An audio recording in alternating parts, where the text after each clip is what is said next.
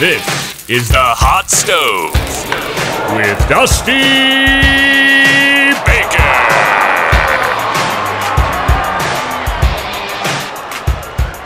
You are watching the Hot Stove Trade Deadline Edition for the Los Angeles Dodgers. You talk about heartbreak, how about losing back-to-back World Series titles, and now in 2019 they looked primed once again to go back to the World Series. They have the roster, they have the team. It's virtually the same team as last year, but a big issue that has been brought up and noticed by everybody around the league has been how poor the production has been at the back end of the bullpen.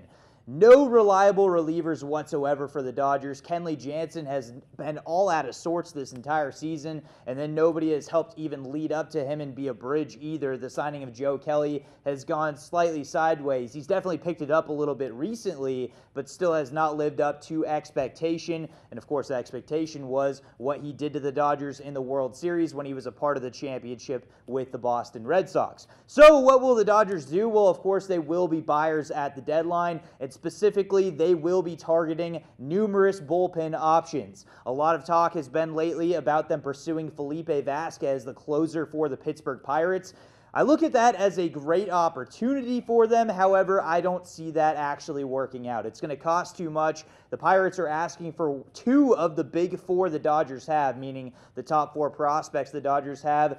Arguably the best farm system in baseball. It's very top-heavy, of course, but there is a lot of depth as well. But Gavin Lux should not be on the move for the Dodgers. Neither should Dustin May. Those are their top two prospects. Keibert Ruiz is definitely, at this point, in my opinion, expendable, but the other player in that top four is Will Smith, the other catcher. So, with Will Smith now being in the major leagues, that's why they could trade Ruiz. What I look at is the opportunity for them to trade Ruiz, snag maybe a lesser closer or reliever, if you will, and still manage to at least pursue that position and try and improve the best of their capabilities. While I don't expect Vasquez to work out, in my opinion, they're still going to be pursuing the Padres' Kirby Yates. They'll be pursuing Brad Hands.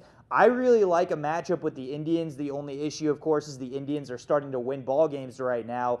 Trevor Bauer, of course, on Sunday happened to throw a baseball over the center field wall in frustration. It did not look good for the Indians. They may be more inclined because of that to trade him as well. If the Dodgers can manage to swing a trade for Trevor Bauer in the starting rotation and then manage to find a way to possibly pry away Brad Hand as well, that would solve almost all of their issues immediately, in my opinion. I definitely think they can live with another starting pitcher. The more realistic approach here for many teams, of course, it's the same thing. It's going after closers such as Shane Green of the Tigers and Ken Giles of the Blue Jays. At the end of the day, the most realistic option for the Dodgers at this time is making a deal with the Cincinnati Reds and acquiring multiple talents here in terms of Raisel Iglesias, Amir Garrett, and possibly also Scooter Gennett as well. The Dodgers could desperately use a utility man, especially with Kike Hernandez down on the DL. It's not the most sexy pick in the world, but Iglesias still can produce. He's had a bit of a down year, but maybe a change of scenery would help.